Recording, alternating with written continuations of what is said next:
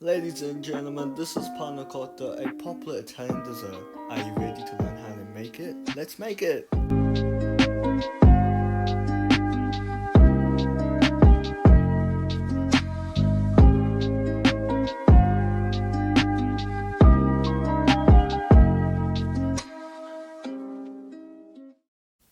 The first step to make panna cotta is to heat your cream. Slowly cook your cream, but don't boil it. Panna cotta is cooked cream. I'm using around 600 ml of cream. In this recipe you can make around 8 to 12 panna cotta depending on how high you will make it. Some people say you need milk for panna cotta, but you don't need milk, it is unnecessary.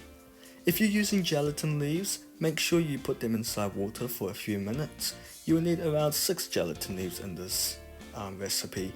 I'm using gelatin powder. I think it works just as great. When it is warm enough, you can add in your sugar. I'm using around 3/4 cup of sugar. You do need to play around with this recipe and adjust as you go. You don't want to be using too much sugar and over sweetening this panna cotta. As mentioned in my how to cook Italian food video, you can always make the syrup sweet and the panna cotta less sweet. If you have access to vanilla beans or vanilla pods, you can use that instead of vanilla extract. But otherwise vanilla extract is fine. You want to use 1 to 2 tablespoons of vanilla extract. I don't like to use a lot because I find vanilla extract to be quite strong. And make sure you mix it well. If you're using gelatin powder, use 2 tablespoons of gelatin powder. If you're using gelatin leaves, squeeze out the water and put it inside the cream and mix it well. Make sure the gelatin is dissolved on low heat. 1 tablespoon of gelatin powder equals 3 gelatin leaves. When you see the bubbles around the pot, that means the panna cotta is ready. Maybe keep stirring it a little bit, but you just want to see some little bubbles. Now pour in the cream in a glass or mold and refrigerate.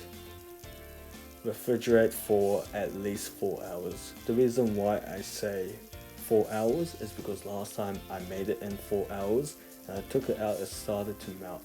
So 2 hours, like some recipes online says, is not enough. Go for 4 hours. Even better, overnight. I did it overnight. That's it. To make syrup, you will need fruit, I'm using canned fruit, and some water and blend it. Blend it well like a juice and then pour it inside a pot and just heat it up until it thickens and then wait for it to cool down and put it on top of your panna cotta. I'm making peach mango panna cotta, so I'm adding some frozen mango. If you have fresh mango, use that, it's better. I also like my dessert to have a bit of crunch, so I added some cornflakes. This is panna cotta.